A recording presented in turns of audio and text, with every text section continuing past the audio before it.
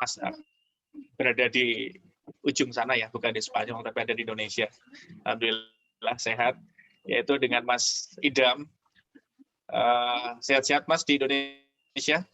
Alhamdulillah sehat sentausa. Alhamdulillah sudah berkumpul kembali dengan keluarga, pasti senang sekali.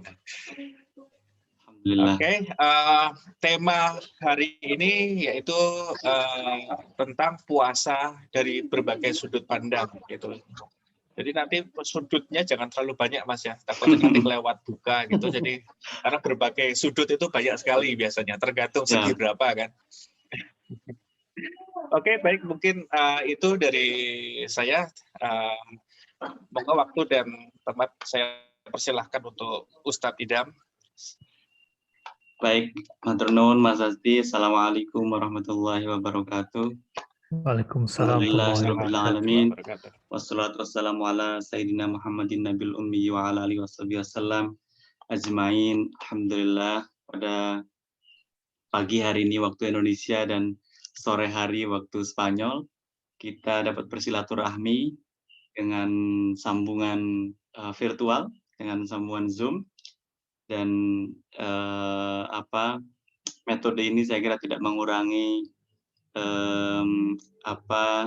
khusyuknya, syahdunya, dan juga antusiasme kita atau kebahagiaan kita bersama untuk bisa bersama-sama berkumpul dan berdiskusi tentang puasa. Puasa yang kita jalani ini ya mungkin jadi sangat relevan untuk kita diskusikan bersama.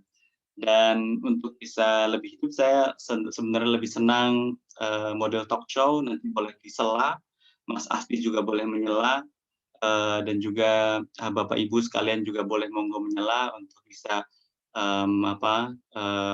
barangkali bisa lebih fokus. Ya, kemudian kalau monolog barangkali akan ada yang terlewat, alurnya bisa jadi saya loncat-loncat begitu, tapi jika ingin menyela untuk bisa menggali lebih dalam atau mendiskusikan lebih lanjut, monggo dipersilakan. Bapak Ibu sekalian, jamaah PCIM yang dirahmati oleh Allah Subhanahu wa Ta'ala, menurut saya bahwa definisi sebuah kegiatan atau sebuah istilah itu tidak cukup hanya dengan satu saja. Menurut saya butuh banyak definisi, karena dalam memahami sesuatu tidak cukup sempit, kita butuh banyak angle agar kemudian kita bisa melihat puasa dengan gambaran yang utuh ketika kita melihat puasa dari berbagai sudut pandang atau dari berbagai definisi. Karena dengan begitu kita menjadi semakin yakin dengan puasa yang kita jalani selama ini. Puasa ini kan terus-menerus selama kita masih hidup, kita akan terus menjalani puasa ini, karena puasa ini adalah merupakan sebuah kewajiban, maka kemudian kajian mengenali puasa ini juga harus terus-menerus.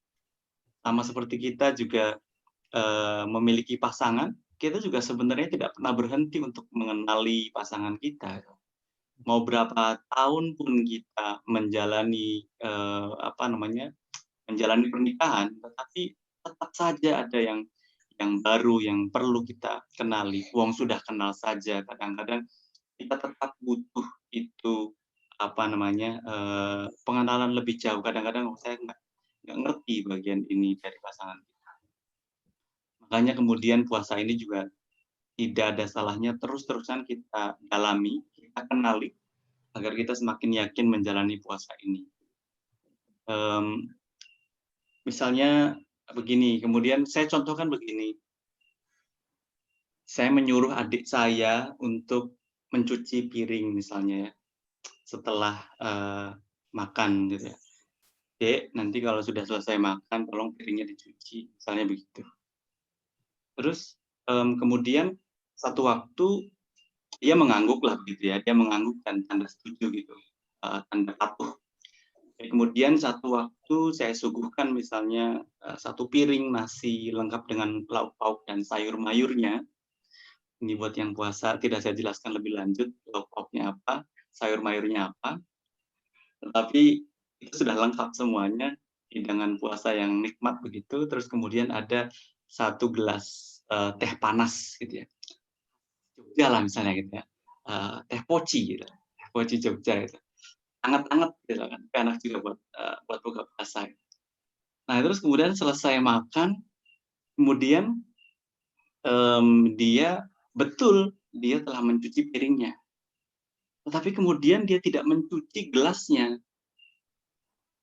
Menurut dia itu sudah betul, karena kan omongan saya, ucapan saya adalah mencuci piring gitu. Jadi bukan mencuci piring dan gelas. Makanya kemudian yang dicuci hanya piringnya saja. Nah, ini artinya bahwa dia betul, dia memahami itu dari satu definisi saja. Dia tidak menangkap pesan besarnya. Makanya untuk mendapatkan pesan besarnya, menurut saya kita perlu mengenali puasa, melihat puasa dari banyak sudut pandang, dari banyak definisi.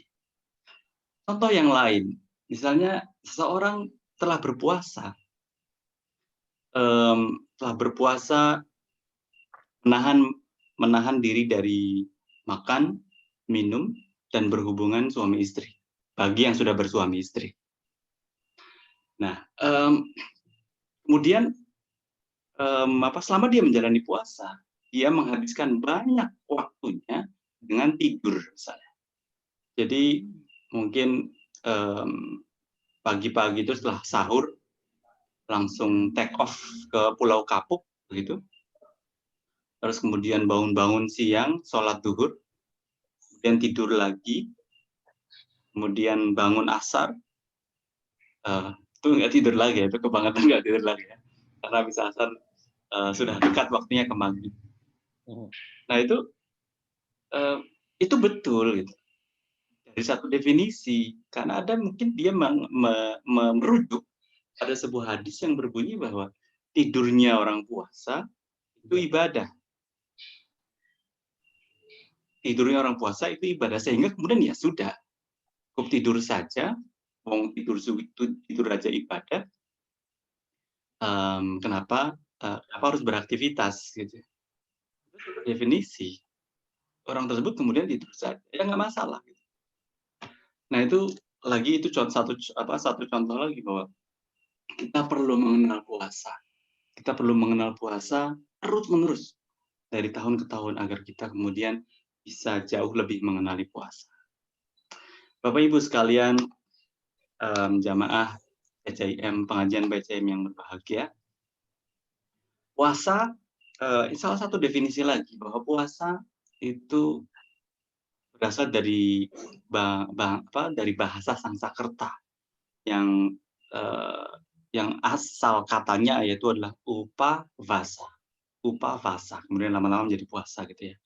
Upavasa. Upa sendiri artinya dekat dan vasa itu artinya hidup. Karena ini bahasa Sanskerta maka dekat dengan Hindu begitu ya.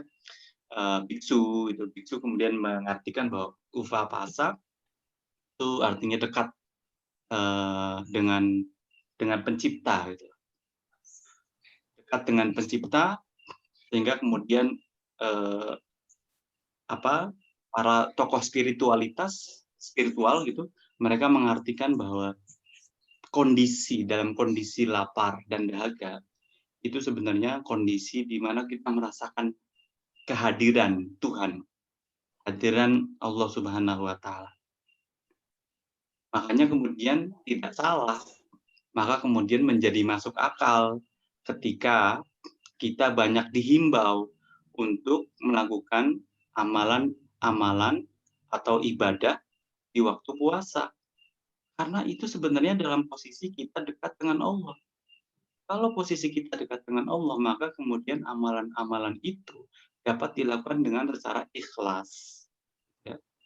Ikhlas kita lakukan tanpa mau pamer, tanpa ada keinginan ada udang di balik batu misalnya gitu ya. Kita pengen sesuatu yang lain sebagai gantinya. Nah, Itu karena posisi kita dalam seperti itu. Dan sementara kondisi sebaliknya, ketika kita kenyang, ketika kita dapat melakukan apapun kehendak dari nafsu kita, makan minum kita bebaskan begitu saja, maka kita kemudian jangankan misalnya kepada Tuhan gitu, kepada pasangan kita saja kadang-kadang lupa gitu ya. Kita sudah kenyang gitu, kita sudah nggak bisa mikir, sudah nggak bisa senyum aja kadang-kadang sudah susah. Jatuhnya kemudian matanya ditarik-tarik kalau sudah kenyang begitu. Kalau matanya sudah ditarik-tarik, ya sudah, kita sudah tidak bisa kontrol. Ya. Nah, jadi itu kaitannya sangat logis sekali sebenarnya. Agar kita kemudian bisa mendekatkan diri kepada Allah, itu salah satunya kita dengan berpuasa. Karena berpuasa itu sebenarnya mendekatkan jasmani dan rohani kita kepada Sang Pencipta. Kita bisa berpikir lebih jernih. Hadirin jamaah sekalian yang dirahmati oleh Allah Subhanahu wa taala. Kemudian definisi lain dari puasa, kita juga bisa merujuk bahwa puasa itu kan sering kita dengar ada siam, kemudian ada saum, saya lagi puasa, lagi saum nih gitu kan, kita lagi puasa. Nah, siam dan saum sebenarnya memiliki makna yang sama, yaitu menahan diri. Tetapi kalau kita elaborasi lebih jauh, sebenarnya penggunaan kata ini Al-Quran membedakannya. Jadi kalau saum, siam ya, kalau siam itu sangat administratif. Makanya perintah berpuasa itu juga pakainya siam gitu. Kutiba alaikumus siam, ya, itu digunakan administratif. Jadi administratifnya adalah bahwa itu diberikan kepada diwajibkan kepada kita selama bulan Ramadan. Jadi itu kan administratif sekali. Kita tidak boleh makan dan minum dari mulai terbit fajar hingga matahari terbenam selama bulan Ramadan. Sangat administratif. Sementara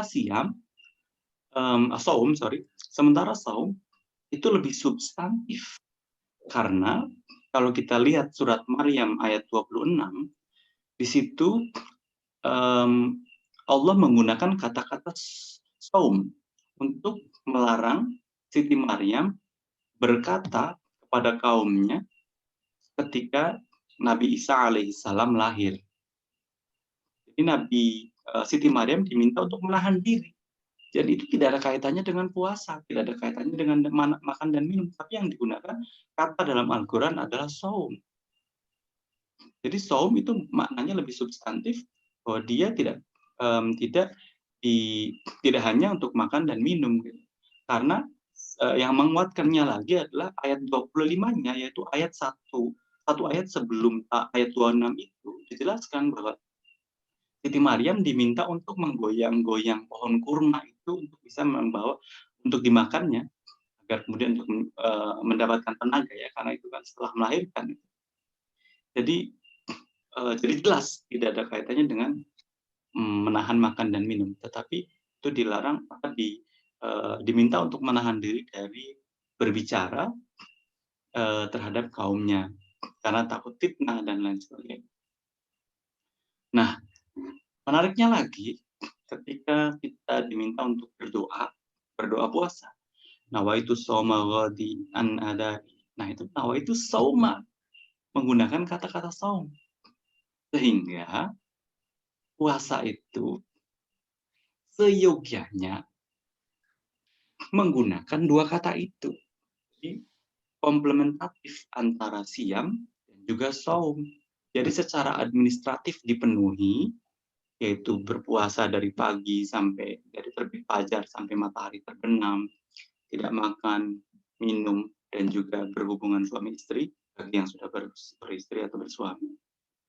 Tapi secara substantif juga dilakukan, yaitu menjaga menahan diri dari berkata-kata yang tidak baik, menggibah, dan perbuatan-perbuatan tercela lainnya. Karena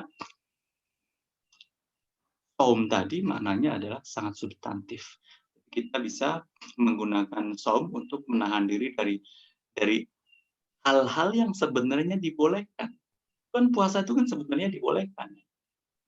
Makan itu dibolehkan pada kondisi normal. Minum dibolehkan pada kondisi normal. Tapi kemudian kita diminta untuk menahan diri. Makanya itu saum, itu kita diminta untuk menahan diri dari hal-hal yang sebenarnya dalam kondisi normal itu dibolehkan. Dan itu adalah sebenarnya pendidikannya. Sehingga kemudian kalau siam itu administratifnya selama bulan Ramadan, tetapi saum itu sebenarnya dilakukan sepanjang waktu. Jadi kalau setelah bulan puasa, maka saumnya juga tentunya harus terus dilaksanakan. Karena dia tidak terikat oleh administrasi yang hanya dilakukan selama bulan Ramadan. Tapi dilaksanakan terus-menerus sepanjang waktu. Adapun bulan Ramadan itu memang kemudian dijadikan sebagai latihan. Latihan untuk menahan diri. Karena kemudian kita juga ketika kita mau berbuat sesuatu, ketika kita dimarahi oleh orang lain, kita tidak boleh untuk balik memarahi. Nabi kemudian bilang, memberi saran kepada kita, bilang bahwa ana soim, saya sedang berpuasa. Sehingga kemudian kita tidak balik memarahi, kita tidak balik orang menggibahi kita tidak balik menggibahinya, dan seterusnya, dan seterusnya. Dan itulah makanya kemudian saum merupakan makna substantif yang kemudian kita bawa sepanjang waktu. Hadirin jamaah pengajian PCM yang dirahmati Allah Subhanahu wa taala. Dan kemudian kewajiban. Puasa itu memang kewajiban gitu loh. Jadi mau bagaimanapun kita istilahnya ngecap gitu ya. Dalam tanda kutip bahwa wah sangat merindukan bulan Ramadan misalnya gitu. Sudah nggak sabar untuk datang lagi ke bulan Ramadan. Tapi nyatanya memang fitrahnya puasa itu memang sesuatu yang bertentangan dengan naluri manusia. Artinya secara sadar, secara tidak sadar, tidak diinginkan oleh manusia. Makanya kemudian itu disebut kewajiban. Nah, kalau tidak kewajiban, jelas manusia akan melakukannya dengan sukarela. Makan itu tidak kewajiban. Tapi kemudian makanya orang makan ya makan sendiri, tidak disuruh pun orang tetap makan. Secara tidak sadar ya. Tetapi hakikatnya, makanya kita butuh mengenali puasa itu agar kita bisa mendapatkan hakikatnya. Jadi hakikatnya puasa itu kebutuhan kita gitu. Secara hakikat kebutuhan kita. Ya sudah banyak dari definisi lain misalnya dari segi kesehatan. Dari segi kesehatan banyak sekali dokter yang berpendapat bahwa puasa menyehatkan. Nabi sudah memberi garansi dari awal. Tumu fasihu, berpuasalah kalian, maka kalian akan mendapatkan kesehatan. Dan penelitian terbaru misalnya dari Profesor Dr.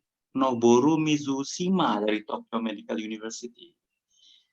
Beliau mengatakan orang yang menjalani proses kelangkaan makanan, ia telah memfasilitasi mekanisme daur ulang bagi sel-sel dalam tubuhnya untuk menyapu sel-sel yang aus dan rusak.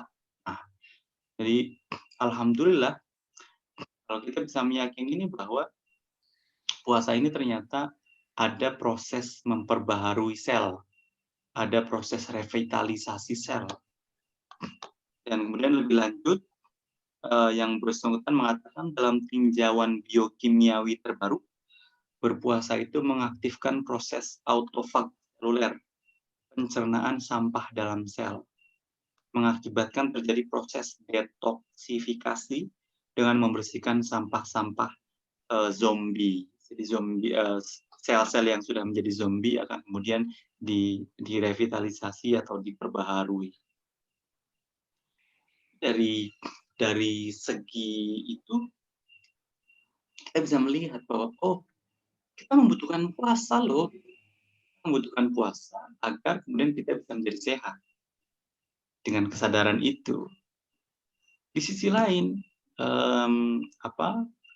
kita juga membutuhkan puasa agar kita terampil untuk bisa mengendalikan diri, gitu ya. Kita terampil untuk bisa mengendalikan diri. Akhirnya ya kita sudah terbiasa mengendalikan diri dengan tidak menahan diri dari sesuatu yang sebenarnya diperbolehkan, tapi kemudian tidak kita lampiaskan. Jadi ini pertarungan antara menahan atau melampiaskan. Menahan atau melampiaskan. Ini bayangkan kita sejak kecil kita sudah dibiasakan untuk melampiaskan dari kecil. Ketika kita bayi, kita mau susu, kita nangis. Kalau kita nggak akan berhenti nangis sebelum susu itu diberikan. Lebih dewasa lagi, kita juga demikian. Kita mau mainan kita juga nangis, merengek, bahkan sampai marah-marah. Kemudian akhirnya diberikan sama orang tuanya. Ataupun sebenarnya orang tua yang modern mungkin yang sudah belajar parenting ya tidak selalu diberikan. Mereka dikasih pembelajaran untuk kecewa, pembelajaran untuk bahwa tidak semuanya bisa dinikmati.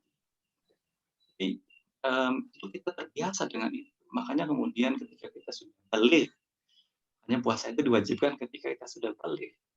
Kemudian kita sudah mulai dipelajari, kita sudah mulai untuk mempelajari agar kita bisa mengendalikan, agar kita bisa menahan diri dari kebiasaan-kebiasaan yang sudah biasa kita lampiaskan sebelumnya.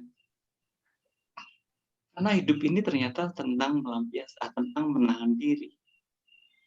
Dalam bukunya Chuck Nun yang tahun lama itu sekali, tapi masih sangat relevan, bahwa Allah itu berpuasa, kata beliau. Gimana kok bisa gitu, Cak? Allah kok berpuasa? Loh iya, karena kalau Allah nggak berpuasa, itu orang-orang yang melakukan kemungkaran, melakukan kejahatan dan lain sebagainya, itu udah langsung disate aja, udah langsung. Nggak usah ditunggu-tunggu sampai hari kiamat. Nah, ini semuanya orang ditunggu sampai hari kiamat. Sama Gus Dur ditunggu, ya udah biarin aja dulu. Biarkan hukum di Indonesia, hukum di dunia berlaku dengan sendirinya. Allah berpuasa. Malaikat juga berpuasa ya. Malaikat itu juga berpuasa, malaikat itu cuma bisa tunduk saja. Malaikat itu pernah protes kalau diceritakan dalam Al-Qur'an gitu, ketika manusia diperintahkan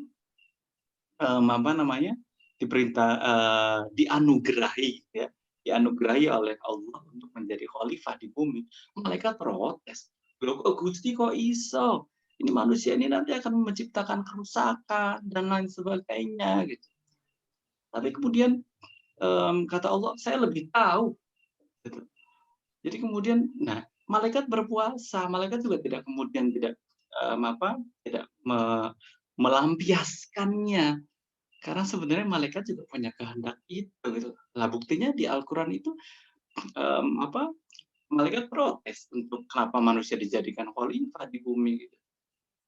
Artinya malaikat juga berpuasa. Nah, kalau sudah demikian, maka jangan merasa tidak adil bahwa hanya kita yang diminta berpuasa.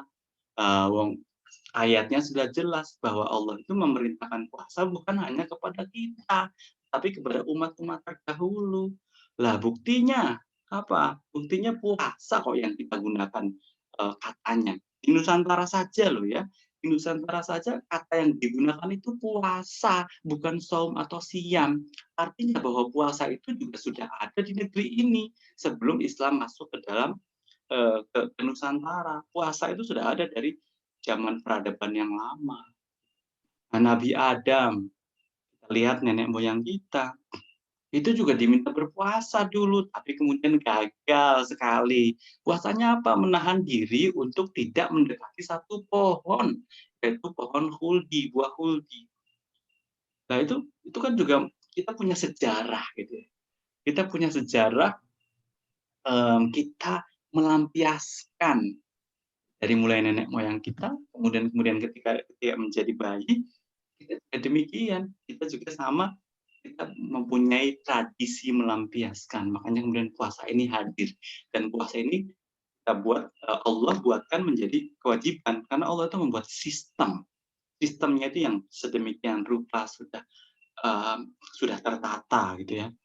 Jadi makanya kewajiban itu kemudian bisa bertahap menjadi kebutuhan. Makanya mengenali puasa, cari definisi-definisi puasa itu agar kita bisa ya tadi kita kemudian menumbuhkan kesadaran kepada diri kita masing-masing untuk menjadikan kewajiban itu menjadi kebutuhan secara sadar ya, secara penuh kesadaran, bukan dari secara tidak sadar, karena secara tidak sadar kita punya riwayat itu, kita punya riwayat melampiaskan dan melampiaskan. Jadi akhirnya kita semoga dengan banyak mengenali puasa, dan saya kira ini tidak berhenti di sana. Kita terus banyak harus mengenali puasa dari banyak sudut-sudut yang lainnya, gitu.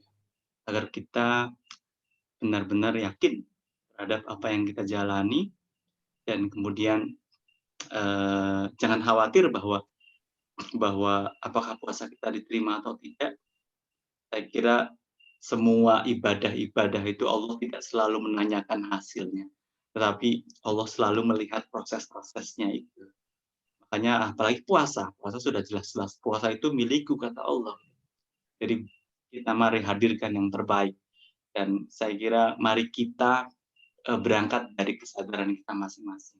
Kita pelajari, kita kenali puasa, kemudian kita sadari betul kebutuhannya bagi diri kita dengan dengan berbagai sudut pandang tadi, yang itu semuanya akan bisa menanamkan keyakinan dan kesadaran bagi diri kita. Dan semoga saja kesadaran itu akan terus ada, dan ujungnya semoga kita terus bisa mengendalikan diri sepanjang waktu, sepanjang masa, tidak hanya terbatas pada bulan puasa. Karena bulan puasa ini hanya 1 bulan, tetapi kita ingin manfaatnya kita rasakan selama 1 tahun penuh. Kenapa bulan puasa terus ada setiap bulannya? Karena proses ini tidak akan berakhir. Proses ini akan terus-terusan berlanjut begitu. Selama hayat masih dikandung badan, kewajiban, kebutuhan, kewajiban bagi kita untuk terus mengendalikan, untuk menyeimbangkan gitu ya. Kita tahu setiap malapetaka yang terjadi itu sebenarnya karena ketidakseimbangan. Puasa itu menahan diri agar seimbang, kan? Dan seimbang itu kemudian menjaga perdamaian, menjaga ketidakseimbangan, menjaga order. Ini sudah ada pesan, ada beberapa menit lagi akan buka di Barcelona. Saya kira lebih baik saya sudahi saja dari saya. Monggo saya kembalikan ke moderator, dan nanti monggo kalau ada pertanyaan mungkin kita bisa bahas bersama. Tidak perlu saya menjawab. Ada banyak sekali yang bisa menjawab. Ada Mas Fitrul, Mas Iqbal, dan juga yang lainnya. Matur nuwun. Assalamualaikum warahmatullahi wabarakatuh. Waalaikumsalam warahmatullahi wabarakatuh. Terima kasih Ustadz Idam. Ini ada pertanyaan dari kolom chat, Mas Fitru bertanya, yaitu terkait pengertian puasa dalam berbagai aspek, terutama dalam kondisi COVID-19 sekarang, bagaimana kita bisa mengoptimalkan aspek menahan diri dan aspek sosial dalam berpuasa. Ini udah pertanyaannya novelty, susah nih. Ada defense. Monggo persilakan Mas Idam, atau mungkin ada yang lain yang ingin berkontribusi untuk menjawab pertanyaan dari Mas Fitru. Ini saya kira bisa dijawab oleh masing-masing orang dengan kondisinya masing-masing ya, dengan ya macam-macam. Saya kira ini Mas Fitru ini pertanyaannya sangat sebenarnya untuk bisa memberikan menegaskan gitu, untuk menegaskan keadaan kita sekarang ini gitu. Saya kira menahan diri sangat bisa kita implementasikan di sini gitu ya. Kalau misalnya kita lihat konteks India kemudian menjalar ke Indonesia, itu kita bisa lihat bagaimana kita bisa menahan diri untuk ya di sini berarti mudik kaitannya kalau sekarang ini di Indonesia untuk tidak mudik karena sangat kompleks dan COVID ini kan dinamis, kebijakannya dinamis karena memang situasinya juga kondisinya juga sangat cepat sekali berubah gitu. Makanya kemudian menahan diri bagi kita sangat disesuaikan dengan kondisinya masing-masing karena dinamikanya yang berbeda-beda antar kita gitu. Mungkin ada hal-hal yang sangat relevan, misalnya ya baru-baru ini kan kita juga misalnya ada kasus yang viral di Indonesia, ada Joseph Paul Zhang gitu ya, yang terkait dengan hate speech terhadap Muslim. Ya ini kita menahan diri sudah jelas sekali gitu. Ana soim, sudah biarkan saja gitu loh, Bang.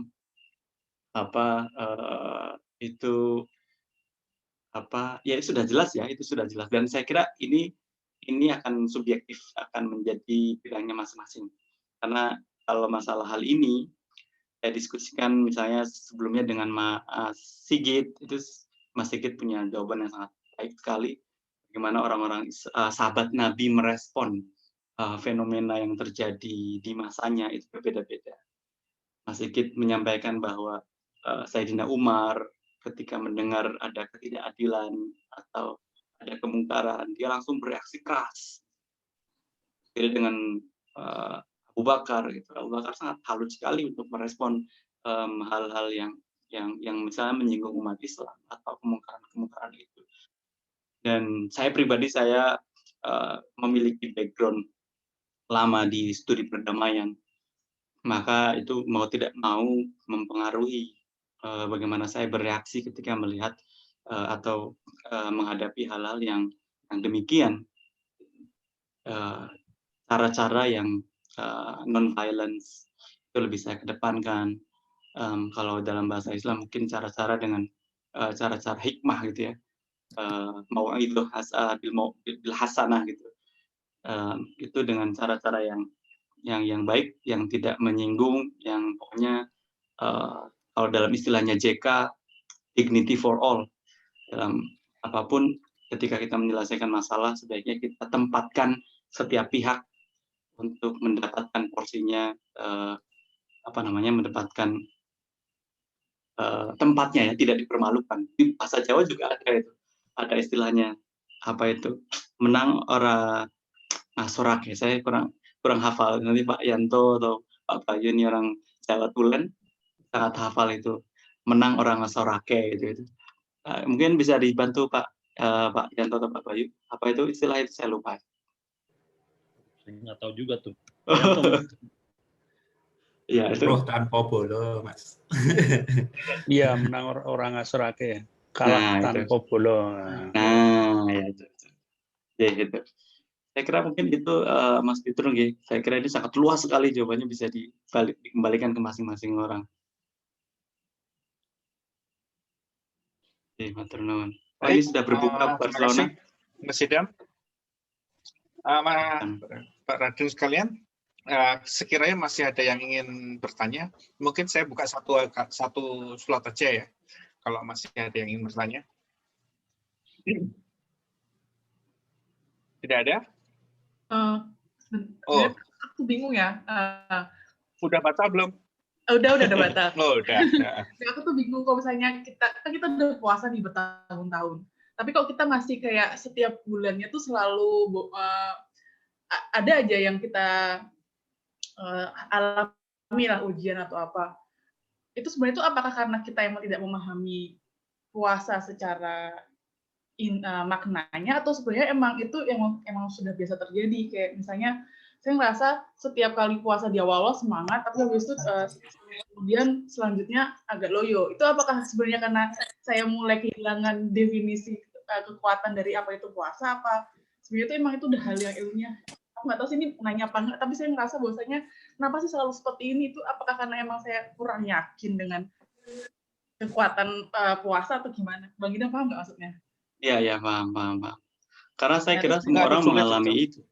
Karena semua orang sebenarnya mengalami itu. Kalau apa namanya, kalau saya boleh mengklaim gitu ya, karena ini kan perjalanan ya. Ini perjalanan kita masing-masing, apa namanya, inilah kemudian privilege-nya manusia diberikan privilege oleh Allah Subhanahu wa Ta'ala untuk melakukan perjalanan itu. Gitu. Gini, kita kan makanya kemudian ada istilah taubat, ada istilah macam-macam yang sejenisnya ya. Jadi bahwa kita itu mungkin tidak akan bisa mengerti, kita kan nggak mungkin bisa mengerti nikmatnya apa namanya, nikmatnya sehat gigi ketika kita belum pernah sakit gigi, gitu kan. Makanya itu juga berlaku pada hal yang lain. Kita barangkali tidak akan bisa mendapatkan nikmatnya puasa ketika misalnya kita bisa langsung puasa dengan baik, misalnya gitu. Ada proses-proses yang dijalani sehingga kemudian puasa itu sampai kemudian kita ngerasa ya kita menikmati puasa itu. Tetapi jangan, karena hidup itu kan terus-terusan up and down. Jadi akan terus-terusan kita akan mengalami lagi gitu. Bisa jadi kita akan ke bawah lagi, kita akan ke atas lagi. Kita sudah jelas al-imanu yazidu wa yanqus gitu ya. Bahwa keimanan itu bisa naik, bisa turun. Tapi Allah itu melihat proses. Makanya kemudian niat baik kita untuk terus-terusan memperbaiki, itu yang dilihat. Tidak akan pernah Allah itu melihat hasilnya kok. Karena kalau melihat hasilnya, jelas. Kita tuh nggak cukup. Kita mau masuk surga dengan amalan kita tuh jelas nggak cukup. Jelas-jelas. Kita hidup itu cuma berapa tahun. Kita berbuat baik berapa tahun. Berapa lama. Kita berbuat buruk berapa lama. Jelas nggak akan cukup gitu. Tapi niat baiknya, usahanya, proses untuk memperbaiki dirinya, itu yang dinilai sama Gusti Allah. Dan bagi diri kita, selama kita kemudian melihat banyak tadi up and down itu, akan bisa mendapati kenikmatan di ujungnya. Karena kenikmatan itu nggak akan terasa kalau kita nggak ngelihat ke belakang, nggak ngelihat bagaimana perjuangan kita. Semakin sulit kita mendapatkan nikmatnya puasa, maka semakin nikmat rasanya ketika kita mendapatinya. Benar nggak? Perjuangan itu kalau misalnya dulu perjuangan ke Spanyol mendapatkan LOE itu rasanya nikmat banget ketika ternyata up and down itu dilewati gitu ya. Kita ada menghubungi dosen ini nggak diterima, nggak ada balasan. Kita menghubungi calon dosen supervisor yang ini nggak dibalas, cuman basa-basi. Sampai kemudian akhirnya kita mendapatkan LOE. Itu proses-proses itu membuat kenikmatan akhirnya gitu, membuatkan kenikmatan ketika kita mendapatkan puasa. Jadi jangan pernah berhenti untuk bisa memperbaiki puasa kita, memperbaiki pemahaman kita tentang puasa kita. Karena itu akan menambah kenikmatan nantinya. Dan kemudian itu belum berakhir, akan terus-terusan sampai kemudian kita nikmat lagi, up and down. Saya kira itu Mbak Faiza, semoga menjawab pertanyaan. Terima kasih Mas, mantap, langsung termotivasi. Oke, terima kasih Mas Idam. Mungkin kita cukupkan ya pengajian rutin mingguan pada hari ini.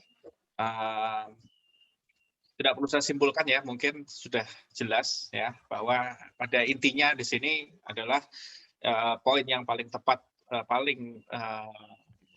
untuk kita semua, yaitu bahwa puasa itu suatu hal yang wajib, tetapi pada hakikatnya itu sebenarnya kita sebagai manusia butuh untuk berpuasa. Oke, terima kasih kepada hadirin sekalian yang sudah mengikuti pengajian hari ini. Terima kasih juga saya ucapkan kepada Mas Idam. Selamat sahur ya Mas Idam di sana. Ya. Oke, sehat-sehat semua bagi kita semua. Ya. Insya Allah kita selalu dilindungi oleh Allah Subhanahu wa Ta'ala. Amin ya rabbal alamin. Amin ya rabbal alamin. Oke, itu dari saya. Terima kasih. Bila taufiq wal hidayah. Assalamualaikum Foto bersama dulu, warahmatullahi Mas. wabarakatuh. Oh ya, Waalaikumsalam Assalamualaikum warahmatullahi wabarakatuh. warahmatullahi wabarakatuh. Monggo foto. Dulu ya, monggo dibuka kameranya. Apa sudah dibuka semua? Nah, Mas Handoyo sekalian foto yuk. Mas Aprin. Oke, 1, 2, 3. Kakinya ini. Itu Mas Arvin kemana itu? Error, Mbak. Yang satunya error. Tapi yang satunya bisa kok, yang di Mayor Armin itu, yang di akun satunya. Iya, masih muter ini di laptopnya. Oke, 1, Oke. 2, 3. Oke, good. Udah sudah masuk. Oke, terima kasih semuanya. Oke, nggih. terima kasih semuanya. Assalamualaikum. Assalamualaikum. Waalaikumsalam. Tidak. Salam untuk semuanya. Pak Yanto, nggih, insyaallah. Monggo Pak Kuaji. Assalamualaikum warahmatullahi wabarakatuh. Pak Yanto, assalamualaikum. Assalamualaikum, Mbak Salam, Yanto. Mbak Terima Zar. kasih, Pak Bayu. Siap. Ya. Tarwih semuanya. Alhamdulillah, Pak Selamat Yanto. berbuka Selamat bersama berbuka teman. semuanya dari Barcelona. Nggih. Yeay. Ya. Assalamualaikum. Waalaikumsalam Waalaikumsalam warahmatullahi warahmatullahi wabarakatuh.